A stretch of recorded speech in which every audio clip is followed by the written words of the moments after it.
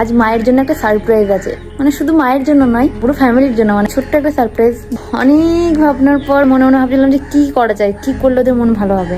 কারণ মায়ের এই মন খারাপ গম্ভীর মুখটা দেখতে আমার একদমই ভালো লাগছিল না। তাই আমি ভাবলাম কোথাও একটা থেকে আমাদের ঘুরে আসতে হবে। এরকম ভাবতে ভাবতেই হঠাৎ করেই শুনতে পাই আমাদের এখান থেকে নাকি ঘুরতে নিয়ে যাচ্ছে। তাই বাড়িতে কাউকে না জানিয়েই আমি টিকিট কেটে নিয়েছি। কারণ আমার মনে হয় মা আব্বুর মন ভালো করার একটাই উপায় আছে, আর সেটা হলো এটা। ভাবলাম টিকিটগুলো প্রথম ভাইকেই দেখাই, জানি না ভাই হ্যাপি হবে কিনা, তবে আমি তো অনেকটা হ্যাপি হয়েছি। আর বাড়ির সবাই মিলে একসঙ্গে ঘুরতে যেতে আমার বেশ ভালো লাগে। যাই হোক, ভাই টিকিটগুলো দেখার পর আনন্দে আমাকে জড়িয়ে ধরে নিয়েছে, তার কারণ আমি ভাইয়ের পছন্দের জায়গাটাতেই ঘুরতে যাচ্ছি। আমার ভাইটা সমুদ্র খুব পছন্দ করে, আর সঙ্গে আমিও অনেকটা পছন্দ করি। আশা করছি ওখানে গেলে আব্বু আর মায়ের মনটাও অনেকটা ভালো হয়ে যাবে। যদিও আমরা অনেক বছর আগে গেছি, আমার তো অনেক দিন থেকেই ইচ্ছা ছিল, তবে এখন চিন্তা শুধু একটাই, মা আর আব্বু যদি না যায় তাহলে আমার টিকিটগুলোর কি হবে। ওদের পারমিশন না নিয়ে আমার টিকিটগুলো নিয়ে নেওয়া উচিত হয়নি। যাই হোক, তার কিছুক্ষণ পর বাড়ি পৌঁছেই ড্রেসটা পর্যন্ত না চেঞ্জ করে ভাবছি মাকে কি করে এই টিকিটগুলো দেখাবো। ভাইকে বলছি কিছু তো একটা আইডিয়া দিয়ে আমাকে, যাতে করে মা সহজেই রাজি হয়ে যায় ঘুরতে যাওয়ার জন্য। মা যে কি বলবে কিছুই বুঝতে পারছি না আমি। যাই হোক, মনে মনে ভাবলাম নিচে গিয়েই দেখি মাকে ম্যানেজ করতে পারি কিনা। নিচে এসে দেখি মা বসে বসে চা খাচ্ছিল। মায়ের কাছে এসেই মাকে বললাম, দেখো তোমার জন্য আমি কি নিয়ে এসেছি। মা তো দেখি অনেকটা হ্যাপি হয়ে যায়, কারণ মা বাবলস খুব ভালোবাসে। আসলে আমার মাটা একদম ছোট বাচ্চা, আর একটুতেই অনেকটা হ্যাপি হয়ে যায়। মায়ের মুখে হাসি দেখলে আমি অনেকটা শান্তি পাই।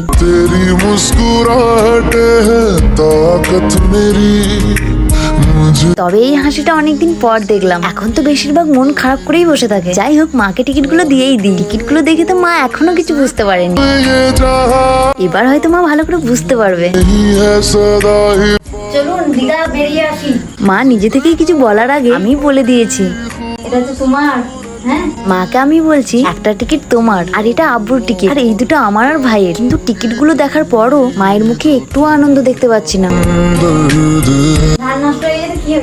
ধানের কথা তুলতেই মা আমাকে বলছে আমি যাব না ঘুরতে। তাই মাকে আমি অনেকটা রিকোয়েস্ট করছি, ঘুরতে তো তোমাকে যেতেই হবে মা, কারণ তোমার একদমই চিন্তা করা যাবে না, ডাক্তার বলেই দিয়েছে। আর তার জন্যই তো আমি তোমাদের না জানিয়ে ঘুরতে যাবার টিকিট নিয়ে নিয়েছি। যদি টিকিট কেটে নি তাহলে ফেরত দেওয়া যায়। মাকে এত করে বোঝানোর পরও মা রাজি হচ্ছে না। কি করে যে রাজি করাবো কিছুই বুঝতে পারছিলাম না। অনেক চিন্তা করার পর ভাবলাম মায়ের পায়ে পড়ে দেখি, যদি রাজি হয়ে যায়।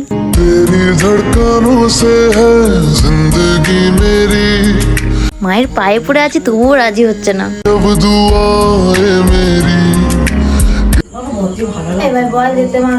মায়ের মুখে সবসময় একটাই কথা, আর সেটা হলো আমার ভালো লাগছে না। তুমি যে কেন বুঝতে পারছো না, তোমাদের মন ভালো করার জন্য আমি কত কষ্ট করছি। যাই হোক, মাকে প্রায় 1 ঘন্টা বোঝানোর পর ফাইনালি মা ঘুরতে যাওয়ার জন্য রাজি হয়ে গেছে। মা, তাহলে আমরা দিকে যাচ্ছি তো? যেতে তো হবে, টিকিট কেটে চলে গেছিস। আমি একটা কথা বুঝতে পারছি না, যেগুলো চলে গেছে, ধান নষ্ট হয়ে গেছে, আমাদের লস হয়েছে, এটা নিয়ে মন খারাপ করলে কি ধানগুলো ভালো হয়ে যাবে? ধান ভালো হয় কি, তবুও মনটা মানে কি কত কষ্ট করে। দেখো মুখের অবস্থা, দেখো কত কষ্ট। খালি চিন্তা করে কি করেছে, দেখো মুখের অবস্থা দেখতে পাচ্ছ। আব্বু সেম এক জিনিস, যেটা হবার সেটা হবে, সেটা নিয়ে মন খারাপ করে বসে থাকলে সারা জীবন মন খারাপ করেই থাকতে হবে। আচ্ছা তোমরাই বলো, আমি মাদেরকে না জানিয়ে টিকিট কেটে ঠিক করেছি না ভুল করেছি?